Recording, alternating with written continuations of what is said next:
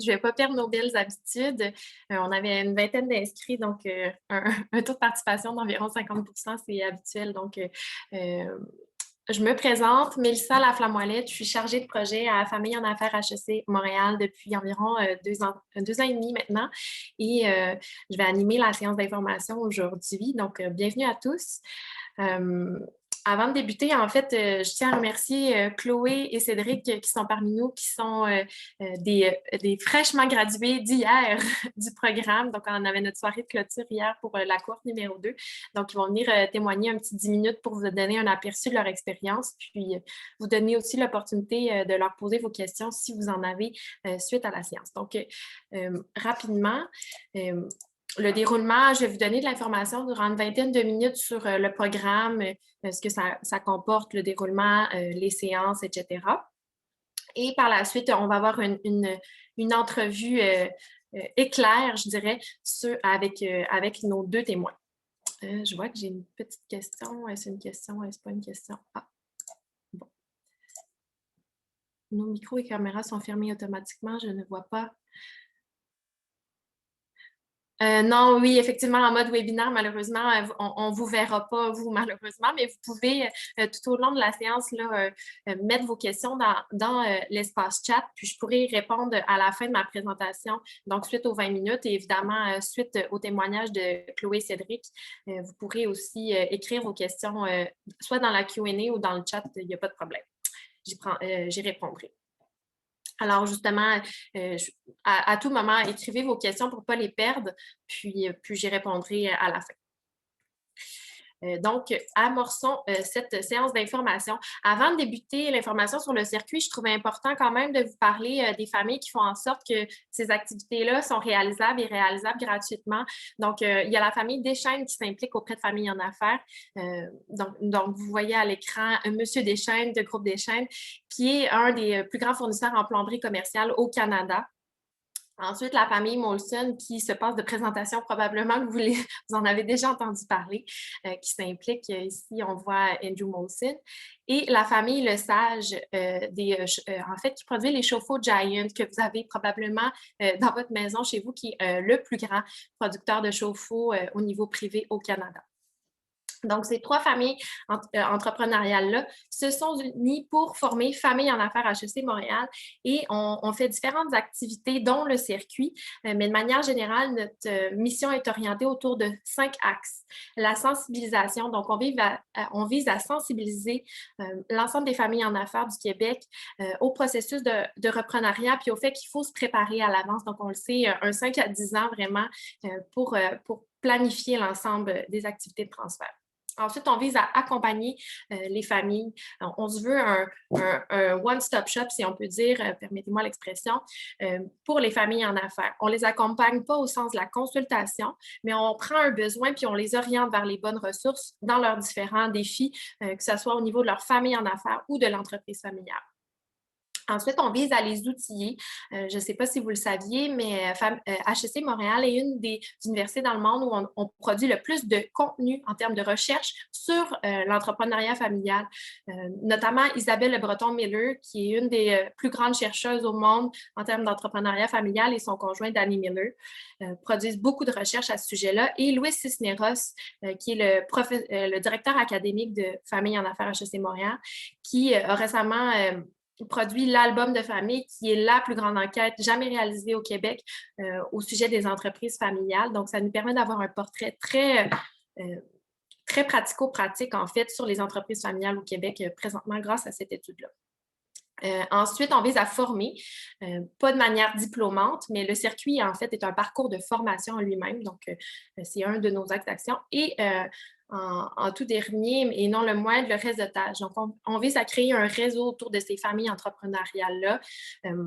Notamment, on crée 2 activités annuellement, une au printemps, une à l'automne, qui se veulent des activités exclusives pour les familles en affaires. Donc, c'est un environnement où on veut que ça soit sécure, qu'il n'y ait pas de consultants, de conseillers financiers, de notaires, d'accompagnateurs, mais que vraiment les familles puissent échanger entre elles puis se sentir à l'aise de partager leur réalité en toute confidentialité. Donc, voilà pour ce qui est de famille en affaires, pour vous mettre un peu en contexte.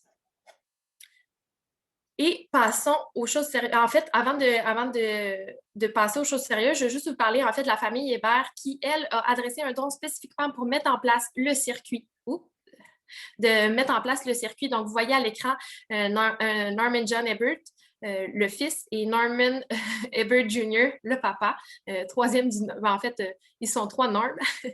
Et Madame Hébert, donc c'était à la soirée d'inauguration il y a déjà 2 ans.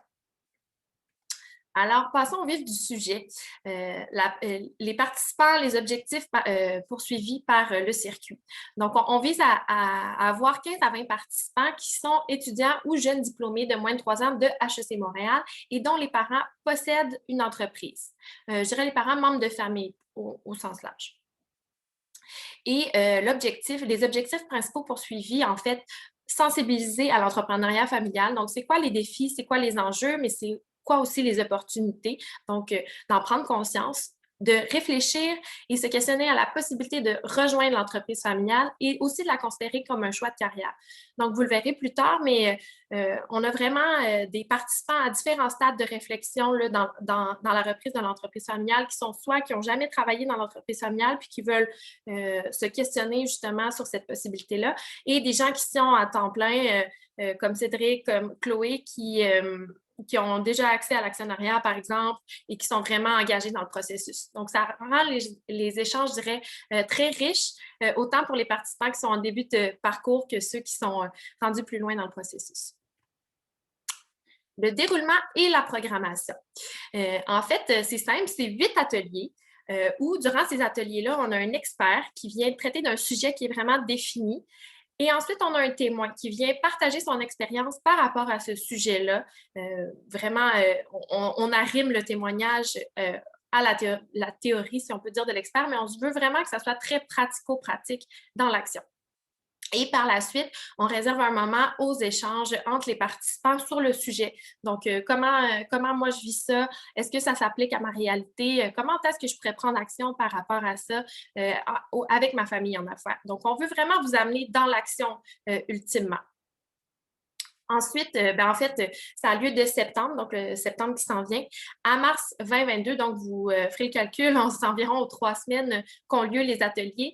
Et typiquement, les ateliers sont le mardi soir de 17h à 21h pour justement permettre aux gens qui travaillent à temps plein de se joindre à nous suite à leur journée. Et vous me poserez la question probablement, est-ce en présence ou à distance? Et la réponse est, je ne sais pas. Tout dépendamment de, en septembre, on va être rendu où, on va être très flexible. Typiquement, on insistait pour que les gens soient en présentiel avant la pandémie parce qu'on juge que les échanges puis les sujets adressés méritent que ce soit du présentiel pour permettre cette intimité-là. Mais évidemment, on va faire preuve de jugement en fonction de la situation à ce moment-là. Pour ce qui est de la programmation, je vais faire un tour rapide, en fait, de l'ensemble des séances pour vous donner une idée des thèmes abordés et des angles.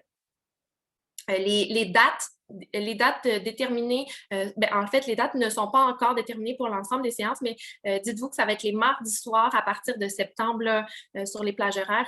Le calendrier fixe est à fixer, je vous dirais, pour environ avril.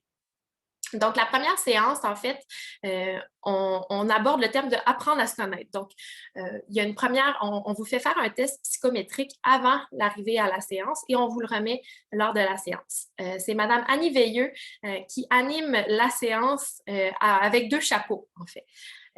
Annie était jusqu'à tout récemment directrice de famille en affaires et en fait, elle a eu un parcours comme repreneur. Elle a repris l'entreprise familiale de son papa et elle a aussi accompagné des familles en affaires durant environ 15 ans, une centaine de familles en affaires. Donc, Annie a un bagage exceptionnel pour vous aider à réfléchir puis à vous accompagner dans le processus. Donc, dans un premier temps, elle va témoigner de son processus à elle et ensuite, on va vous animer autour de vous, votre test psychométrique, qu'est-ce que ça engage, quelles sont les manières que vous communiquez, puis aussi vous projeter dans les membres de votre famille, eux, quels auraient été leurs résultats, puis comment est-ce que ça impacte vos discussions puis vos communications. Donc ça, c'est une première activité brise-glace, je dirais, puis elle vous permet aussi de voir un peu les résultats des autres participants puis d'apprendre à se connaître aussi dans un premier temps. Deuxième séance, on parle de leadership avec un expert en la matière, Éric Brunel de HEC Montréal, qui est super dynamique. Une belle séance. Puis, c'est Martin Deschaines, oui, le fils de M. Deschaines qu'on a vu au départ, qui a un parcours assez particulier. En fait, il a été le repreneur pour son... il a repris l'entreprise de son père et il l'a cédé à son jeune frère. Donc, Martin est super coloré, accessible. C'est vraiment une belle séance pour vous permettre de prendre conscience de votre propre leadership, comment est-ce que vous pouvez l'exercer au sein de votre famille en affaires maintenant et plus tard. Dans une troisième séance qui est assez costaude, vous le devinerez, parce qu'on parle de communication au sein des familles, c'est une séance qui a été réfléchie pour être en fait un bootcamp d'une journée complète. Malheureusement, cette année, ça n'a pas pu avoir lieu et on ne sait pas si ça va pouvoir avoir lieu sous cette formule-là cette année, mais c'est un sujet qui est capital, je dirais, pour les entreprises familiales et pour les familles en affaires. C'est Mme Denise Paré-Julien qui l'anime. Denise a été directrice de famille en affaires durant 3 ans et a une expérience vraiment impressionnante auprès des familles en affaires comme consultante. Et c'est M. Hébert, la famille donatrice, qui a mis en place ce circuit-là, qui vient témoigner de son parcours. Il vient nous parler principalement de la communication au sein de sa famille à lui, la famille en affaires, mais aussi de l'entreprise familiale. Donc, toute la gouvernance autour de ça, de son conseil de famille à lui, qui a des petites spécificités qui ont soulevé des questions, qui soulèvent toujours des questions de la part de nos participants. M. Hébert est très généreux aussi suite aux séances. Il sera toujours disponible pour répondre aux questions. Donc, une autre belle séance. Dans une quatrième séance, on parle de la consolidation de l'équipe familiale. Donc, c'est Charles Baribeau, qui est maître d'enseignement à HEC, qui vient nous animer autour de ça. Charles a beaucoup d'expérience, en fait, en entreprise. C'est un gars de terrain et il a travaillé dans des entreprises familiales. Donc, il a été amené à consolider des équipes familiales lui-même. Il l'a vécu et encore à ce jour, il le vit. Donc, il vient vous animer autour de, je vous dirais, de prendre conscience des forces et des faiblesses de chacun des membres de votre famille, tant au sein de l'entreprise qu'à l'extérieur, puis de voir comment est-ce qu'on peut, je vous dirais, colliger ces forces-là, puis bien définir les rôles. Puis on en revient à la communication, bien évidemment, mais donc autour de la consolidation de l'équipe familiale, oui. Et c'est Alison Lemaire et son conjoint Philippe Girardin qui viennent témoigner, eux, de la consolidation de leur équipe familiale. Ils reprennent l'entreprise fondée par le père d'Alison en compagnie du frère d'Alison. Donc, ils sont une équipe familiale de 3 repreneurs. Et le papa est toujours aussi impliqué. Donc, une belle histoire inspirante qui est saupoudrée d'implications sociales vraiment fortes. Donc, ça a beaucoup inspiré nos participants de la cohorte numéro 2 à ce sujet-là. Une entreprise de plus petite taille qui, justement, peut-être, les participants se sont vraiment plus sentis interpellés. C'était plus de terrain, je dirais, cette séance-là, au niveau du témoignage. Dans une 5e séance, on parle des habiletés politiques. Et les habiletés politiques est souvent un sujet qui surprend dans le sens où on peut avoir une perception négative par rapport à ça, alors que c'est un sujet qui est primordial par rapport à, je dirais, l'harmonie familiale, mais aussi le fait de pouvoir arriver à ses fins de manière politique et tout en harmonie. Donc, c'est Pierre Lenné, qui est maître d'enseignement à HEC, qui est expert en la matière. Son contenu est vraiment impeccable. Et c'est Mme Marie-Pierre Germain, que vous connaissez peut-être, qui reprend l'entreprise familiale Germain Hôtel, qui a été fondée par son oncle et sa mère. Elle le reprend en équipe avec, en fait, ses cousins et cousines sont dans l'entreprise. Elle est sœur unique. Fille unique plutôt. Et donc, ça amène des défis particuliers qui nécessitent beaucoup d'habileté politique et elle en témoigne très bien avec transparence, authenticité. Marie-Pierre est une fille vraie, donc ça amène vraiment une belle séance. La 6e séance, la gouvernance. Donc, on met la boucle, là, on a parlé de communication, on a parlé des dynamiques familiales, la consolidation de l'équipe, on a appris à se connaître. Et là, comment est-ce qu'ils ont réussi à implanter ça au sein des entreprises? Comment est-ce qu'on réussit à passer à l'action? Bien, en fait, la gouvernance, c'est une des réponses à ça. Donc, c'est une belle séance pour y aller dans un outil concret. Je ne vous dis pas que vous allez avoir un conseil d'administration, un conseil de famille et l'ensemble des forums de gouvernance suite au circuit, mais ça vous permet d'avoir une réponse, en fait, un peu. Et c'est Louis Cisneros, dont je vous parlais plus tôt, qui est directeur académique de Famille en Affaires, qui anime cette séance-là et qui est lui-même issu d'une famille en affaires. Donc, il anime avec dynamisme la séance, vraiment. Et c'est M. Hugues Meloche, de Groupe Meloche, que vous connaissez peut-être, qui œuvre dans le secteur de l'aéronautique, donc un secteur chaud ces temps-ci, qui vient animer, en fait, partager son expérience, qui, lui, oriente la planification stratégique et la planification annuelle de Groupe Meloche autour des forums de gouvernance. Donc, son calendrier annuel est orchestré autour de la gouvernance. Donc, c'est vraiment un modèle en termes d'assiduité puis de suivi à ce sujet-là. Donc, il vient nous parler un peu de ses stratégies puis de son vécu, tant avec sa famille en affaires qu'avec ses associés, qu'avec l'entreprise au niveau de l'opération. Donc, vraiment un beau témoignage. Et la dernière séance avant la soirée de clôture, qui est la 8e, c'est Mme Jessica Grenier. On a vraiment le plaisir de la recevoir, qui vient nous permettre, en fait, de se poser, de s'asseoir suite à ces 6 séances-là. Vous m'entendez, là, on en a du contenu. Donc, à ce moment-là, Jessica, elle vient nous permettre de se poser les bonnes questions, c'est-à-dire bon, qu'est-ce que j'ai vu, qu'est-ce que j'ai retenu, puis c'est quoi la prochaine étape? Qu'est-ce que je vais mettre en application? Qu'est-ce que je retiens? Puis qu'est-ce que je vais en faire de ce contenu-là? On a vraiment ce souci-là de ne pas vous garrocher, si vous me permettez l'expression, du contenu, mais de vraiment vous permettre d'en faire quelque chose, de prendre action. C'est vraiment notre objectif. Puis Jessica, c'est la personne tout indiquée pour le faire. Elle est issue d'une famille en affaires de plusieurs générations. Elle gère un patrimoine familial important. Mais elle est aussi, par elle-même, elle a eu la curiosité d'apprendre sur le sujet, justement, pour s'outiller, et elle en est devenue une experte. Donc, Jessica, vraiment, on a la chance de la voir pour nous permettre la séance le dit, consolider nos acquis, puis de voir, elle utilise l'expression le champ des possibles. Donc, son témoignage est super rassurant dans le sens où ça nous enlève une pression. Est-ce que je suis vraiment obligée de reprendre l'entreprise familiale? Quelles sont mes options? Puis, de se rassurer sur le fait qu'il n'y a pas de bonne réponse, en fait. Donc, c'est vraiment une super séance encore. Écoutez, toutes des belles séances.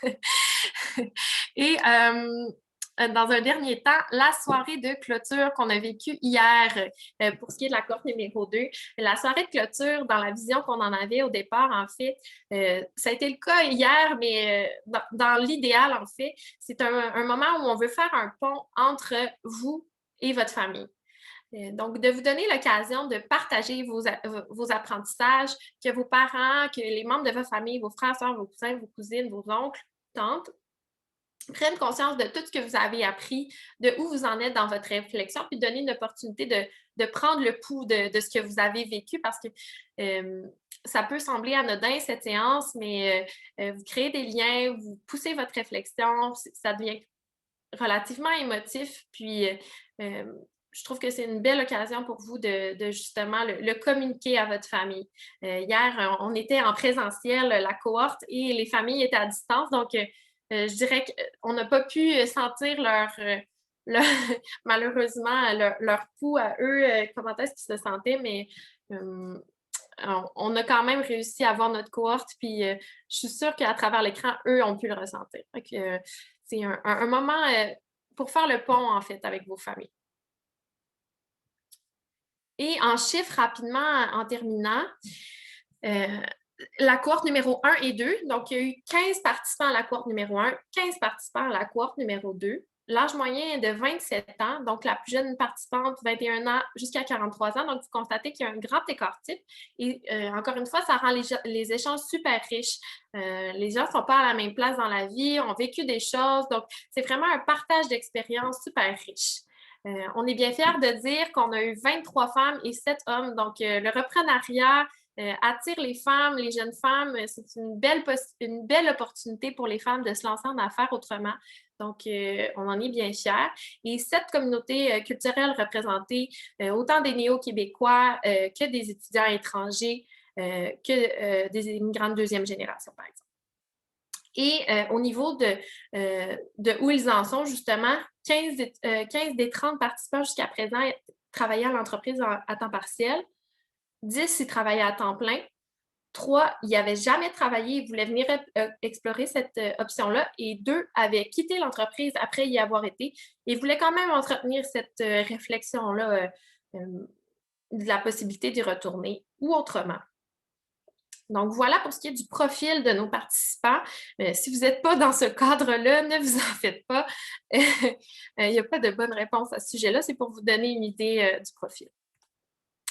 Et en terminant, avant notre belle entrevue avec Chloé et Cédric, les critères d'admissibilité sont assez simples.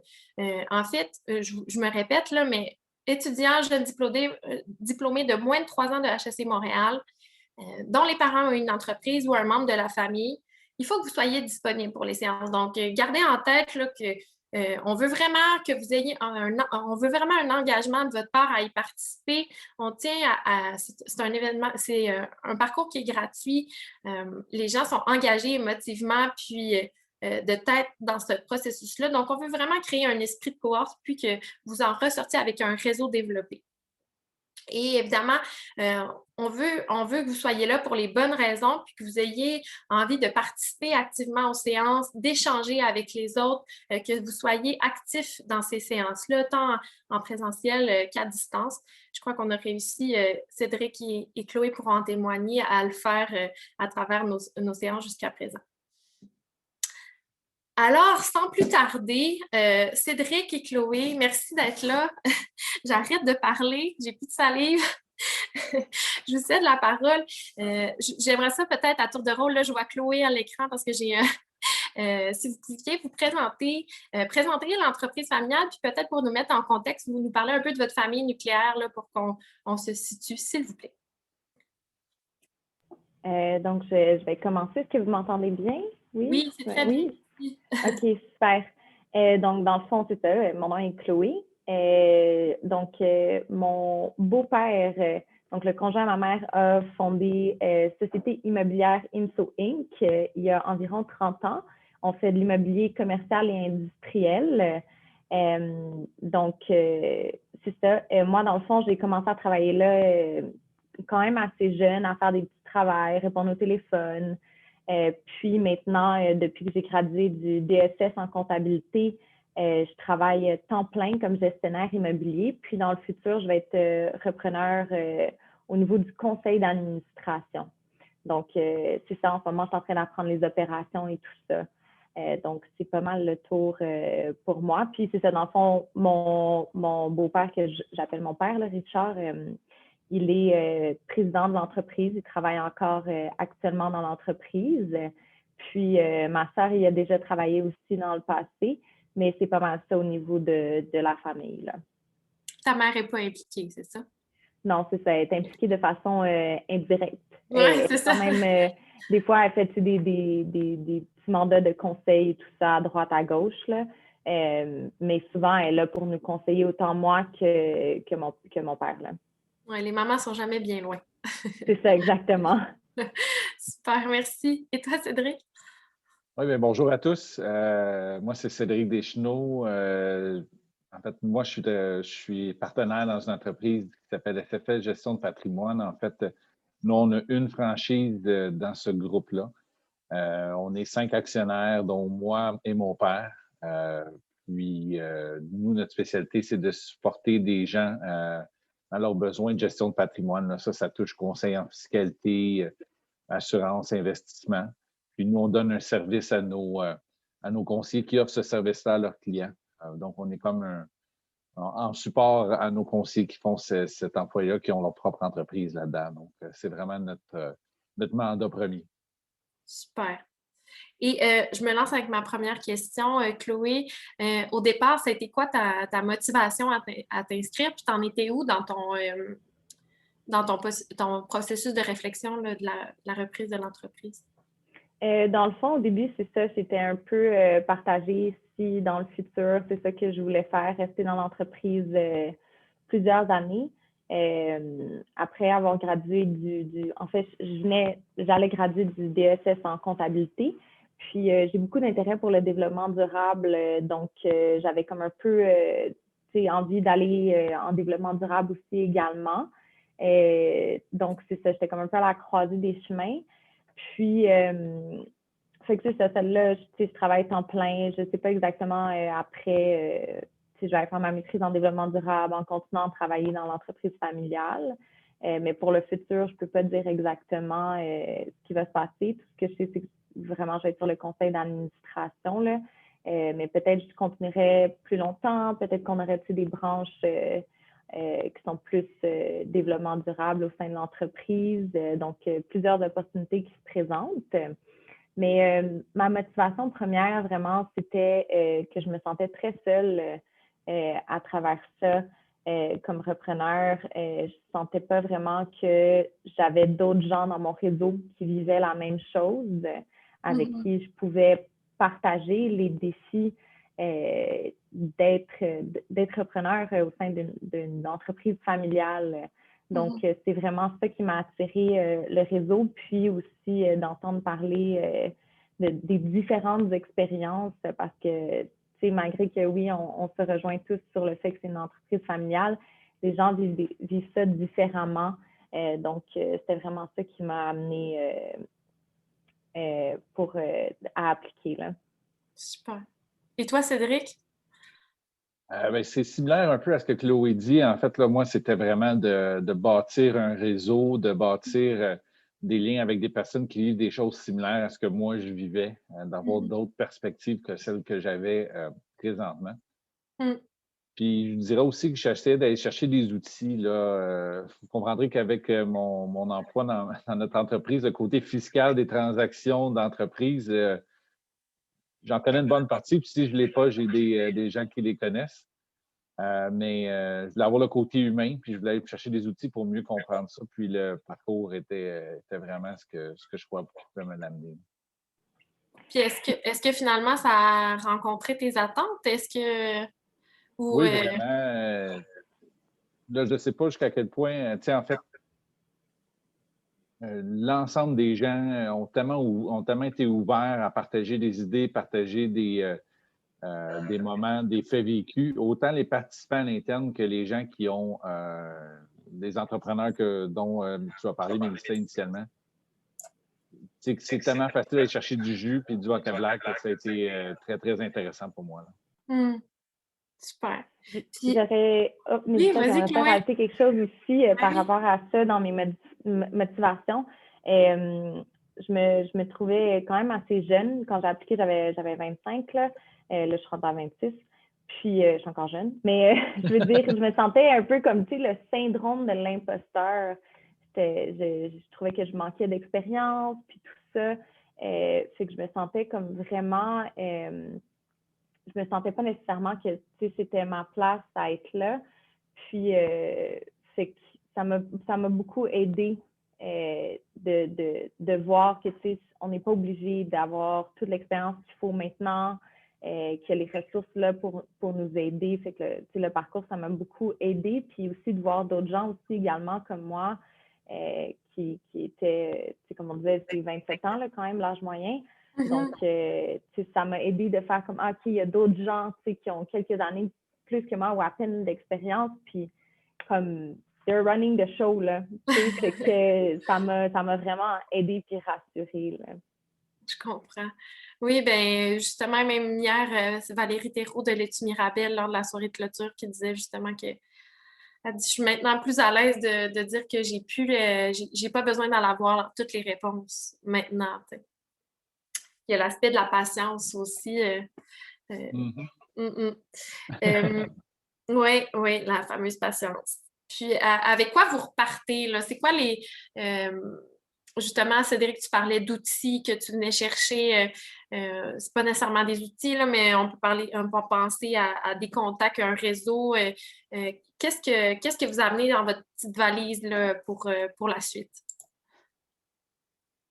Ben, je vais y aller. En fait, je dirais initialement, dans le concret, de parler beaucoup de la gouvernance, de bien structurer l'entreprise pour répondre, puis enlever les zones floues. Moi, c'est vraiment été un numéro 1 pour moi. Là, les parents, des fois, essayent de faire ça à leur façon. Ils ne nous donnent pas nécessairement toute l'information. Donc, d'instaurer des systèmes qui nous permettent de transférer cette information-là peut être très, Mmh. très intéressant. Mhm. Hugues était très, très ouvert là-dessus, puis je pense que ça a été, pour moi, ça a été fait un gros déclic. Puis Ouais. je rajouterais aussi beaucoup la cohorte même, là. C'est vraiment un réseau qu'on se bâtit. Mhm. Ouais. Évidemment, on n'a pas pu se voir en personne cette année comme pas mal tout le Québec et tout le monde entier. Mm. Par contre, je crois que dès qu'on va pouvoir, il va déjà pouvoir se passer des situations où est-ce qu'on va pouvoir aller prendre un verre ensemble, puis échanger, puis voir comment on évolue, là, en fait. Mm, tout à fait. Je vais essayer de créer cette opportunité-là pour nous au moins une fois. Oui, Et merci, toi, Mélissa. c'est sur ma checklist. C'est bon. Ouais. Et toi, Chloé? Oui, je rejoins beaucoup Cédric, dans le fond, au niveau du réseau, là. Vraiment, même à distance, les conversations qu'on avait, c'était vraiment pertinent d'avoir un peu de la théorie, puis après ça, entendre quelqu'un témoigner, des entrepreneurs d'entreprises bien installés et tout ça, puis après de discuter avec nos collègues de classe. Moi, ça a vraiment été euh, vraiment quelque chose qui après, qui est un outil, tu sais, d'avoir un réseau, d'être capable d'appeler quelqu'un d'autre puis de dire, ah, récemment, on a fait ça, tu sais, toi, est-ce que vous avez vécu quelque chose de similaire et tout ça? Puis je dirais vraiment, dans mes apprentissages, ça a été beaucoup, au début, j'avais beaucoup de la difficulté quand on était à souper, puis que mon père me parlait de business. J'étais là, je dis, mais voyons, tu es un Je me employé. rappelle. Moi, pourquoi tu me parles de ça après la job? Puis euh, maintenant, c'est rendu comme normal, puis c'est rendu le fun, puis j'ai passé dans ma phase de l'acceptance par rapport à ça. Puis maintenant, c'est vraiment comme ça, ça devient mon équilibre, puis Ouais. on est capable d'être dans nos limites aussi là-dedans, tu sais. Puis aussi, une autre chose, ça a été vraiment, tout le long du parcours, ça a été quand même beaucoup d'émotions. Tu sais, on parle quand même de famille et tout ça. Puis un grand apprentissage que j'ai eu, c'est qu'à travers tout ça, on travaille avec des gens qu'on aime, tu sais, avec tu sais, notre papa qu'on aime, avec notre soeur qu'on aime. Puis ça a été un grand apprentissage de voir que c'est différent que toute autre entreprise, là. Oui. Ah, totalement. Totalement, oui. Des fois, pas qu'on devient ingrat, mais on perd, on oublie la valeur de ça. Mhm. En terminant, si vous aviez un wow, mais là, vous les avez un peu dit, je ne veux pas vous faire répéter. La cohorte, est-ce qu'il y a un participant particulier, un témoin, un expert qui vous a marqué plus qu'un autre? Cédric, je sais déjà ta réponse, mais vas-y. Mais tu l'as J'ai dit. tellement eu de wow. C'est vraiment, puis c'est vraiment d'échanger avec les gens qui a été pour moi Mm. écouter leur histoire. Ça a été toutes les petites histoires ou des grandes histoires. Mhm. Euh, Puis de voir des gens qui, mettons, comme Norm Hébert, fils ou Oui. petit-fils, là, parce qu'ils sont trois, Ouais. d'être capable d'être aussi avec une aussi bonne drive à un âge, je connais pas son âge, là, mais début trentaine, j'ose croire, 33. là. Oui, c'est 33, c'est ça, impressionnant. c'est que c'était vraiment fantastique de le voir, de pouvoir voir des gens Tout à fait. bien évoluer comme ça. Oui, inspirant. Mm. Et toi, Mhm. Chloé? Moi, dans le fond, ça rejoint beaucoup aussi Cédric, là, ça c'est clair que c'était vraiment intéressant d'avoir le feedback de tout le monde comme ça, mais ça a été vraiment l'organisation. C'était vraiment bien organisé, c'était Mm. très clair où on s'en allait. Comme repreneur, souvent, on est comme bombardé de tâches et tout ça, de droite à gauche, puis c'était toujours très clair où on s'en allait. Les séances étaient bien organisées. Ça faisait que vraiment, ça maximisait notre apprentissage. Puis, tu sais, on n'a pas des devoirs, là. C'est important à préciser, tu sais, est-ce qu'on a des grosses lectures à faire avant? Non, tu sais, on a une ou deux pages. Ça se fait très bien 20 minutes avant la séance. Puis tout ça, moi, ça m'a vraiment aidé à bien assimiler l'information. Puis après, ça m'a permis, à chaque cours après, de retourner voir mon père et de dire « Hey, tu sais, commencer des conversations avec ça. Tu sais, vu que ça restait, puis tu sais, on en a discuté aussi hier lors de la soirée de clôture, il y a beaucoup d'outils on n'a pas nécessairement encore utilisés, mais qui sont là, qu'on peut retourner après utiliser. Donc ça, c'est vraiment, je vous dirais, mon moment wow. Oui, mais merci. Je passerai aux questions. Là. Je vois, j'ai vu ta question, Corinne. C'est une question qui est plus personnelle. Je vais te contacter suite au webinaire là, pour te donner une réponse étayée à ce sujet-là. Est-ce qu'il y avait d'autres questions? N'hésitez pas à lever la main ou à écrire. S'il n'y en a pas, ben, je présume qu'on a été très concis et qu'on a répondu à l'ensemble des interrogations des gens. En terminant, ce que je dirais, en fait, c'est que les inscriptions sont ouvertes. Je vais juste partager mon écran pour que vous voyez l'adresse l'adresse web. En fait, c'est famille au pluriel en affaires avec un S, évidemment, .hec.ca/circuit. Vous pouvez vous inscrire dès maintenant. Je vois qu'il y a des questions. Merci beaucoup, ça fait plaisir. Est-ce que c'est mieux de participer au programme lorsqu'on travaille déjà au sein de l'entreprise? Non, pas nécessairement. En fait, je dirais, il n'y a pas de bonne réponse. C'est plutôt en fait que ça dépend de ce que tu viens chercher. Tout dépendamment à quel processus du reprenariat tu vas être au sein de l'entreprise familiale, tes questions vont être différentes, mais les outils vont rester aussi pertinents que tu sois déjà au sein de l'entreprise ou que tu ne le sois pas, que tu saches ou non si tu veux la reprendre. L'idée, c'est de te créer un réseau, avoir des outils, puis de pousser ta réflexion, puis je dirais aussi alimenter les discussions puis les amorcer avec ta famille. Donc, non, Frédéric, si tu n'es pas au sein de l'entreprise, c'est vraiment pas un problème. Là. Mélissa, il y a aussi qui a la main levée. Je oui. pense question.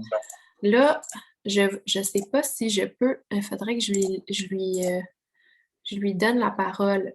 Permettre de parler. Tiens, Hugo, je crois que tu peux. Excusez, ouais, j'ai. Oui, bonjour Hugo. Ça va bien. Oui. Est-ce que c'est possible d'avoir le PowerPoint? Oui. Super. Puis je pense que la séance a été enregistrée, si je ne me trompe pas. Elle va être disponible sur notre channel YouTube sans problème, oui. Okay.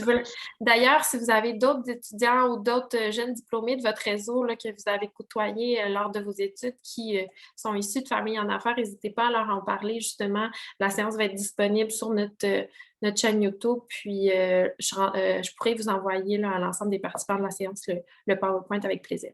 Super. Merci beaucoup. Ça fait plaisir. Est-ce qu'il y avait d'autres questions?